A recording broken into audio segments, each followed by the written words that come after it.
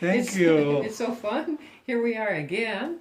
Um, I think I think for this conversation, I think people really want to know more about your expansion and where you're going with your work.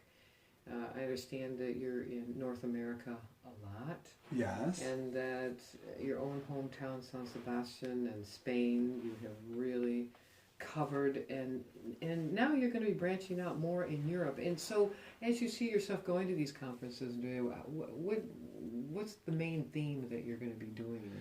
Well, you know, my aim, my goal, and my purpose is to let everybody know about the afterlife and that we really don't die and we carry on living after the change called death. But it's interesting you should mention that because we do different things. Like, but I love teaching. That's my main thing, and well, Well, let me help every you here. location is different. Can I let me Yeah. help you here and just kind of be real specific. So if your intention is you travel to go teach and Yeah. lecture at these different conferences, and you say you're a medium of proof that we don't die, then how in an hour or a couple hours of a workshop, how do you engage your people to understand this concept? This is interesting. First of all, when we do lectures, we always give messages. We give a demo. Like, it's not a show, but it's intended to be to prove that what we've said, what we talked about, it's true. So there's different times during the session where I would like go in, in front of the audience. I would just call upon the spirits and randomly, without having known beforehand or without having prepared beforehand, I would just approach someone and give them messages. You see, it's through the sound of their voice. I work through the sound of the voice. So all of a sudden, I'll see like a light, or I see something that I'm drawn toward. I'm drawn to, and then through that person's voice, I start getting like flashes, images, feelings, sensations, and we elaborate the message. For the workshops, it's true. Oh, wait. If you Okay, only this is interesting. People will like this. You're jumping off the most exciting thing for people.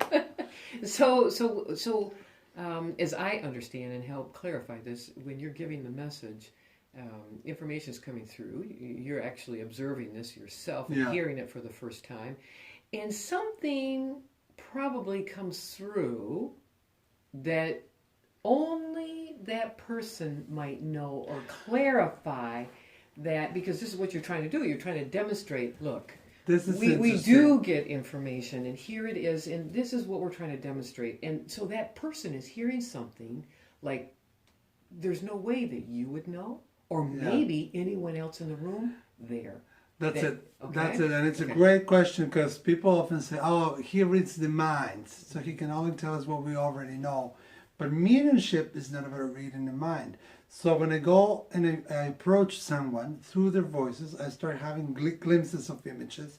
Those images have a content of feeling, of emotion, of sensation that I feel in my own body. So let's say I know if they had a heart attack, or I know how they passed on, because I feel in my own body, you see. But true mediumship will always be provable, will always be there evidence that it can be proven. It will be uplifting, it will not be doom and gloom.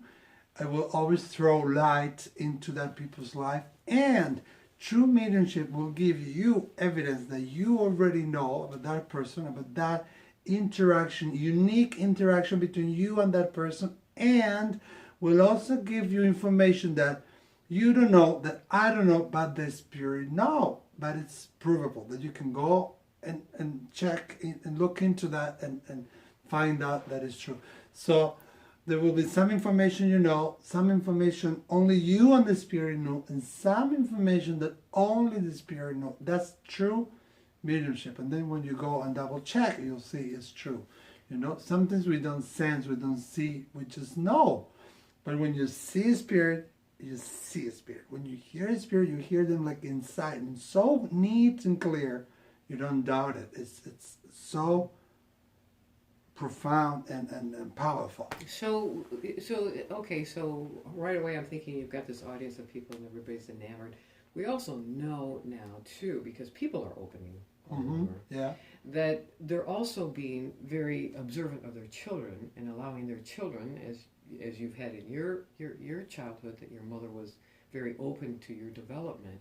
That do you find that people want to bring their children? Or are they able to? Or are you creating something so that maybe you can interact and help some of these children that are sensitive that are coming in? Well, we've been thinking about creating something. We actually have this workshop called the Rainbow Children, but I don't teach it. Some other people teach it. I've been thinking of bringing it down to children, and we kind of ground tested it, but we haven't started formally doing it yet. But it's something there that it's, Percolating, huh? yeah, and we will certainly be willing to bring.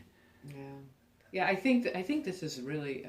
I know in my work that we're doing this because the parents are studying.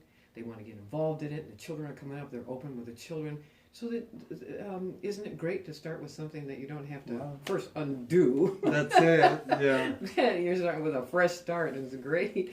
So that would be great to know that you're going to do something with the children. Yeah, we're doing that, you see, because often they want to bring their kids to the lectures and public demos. And you don't do that. Don't you want 18 and older or something? Well, that's for private readings. Okay. That's different. Okay. But for public demos, they bring them, but sometimes, the children are crying or being loud. It annoys other people. Mm. But for readings, is the law.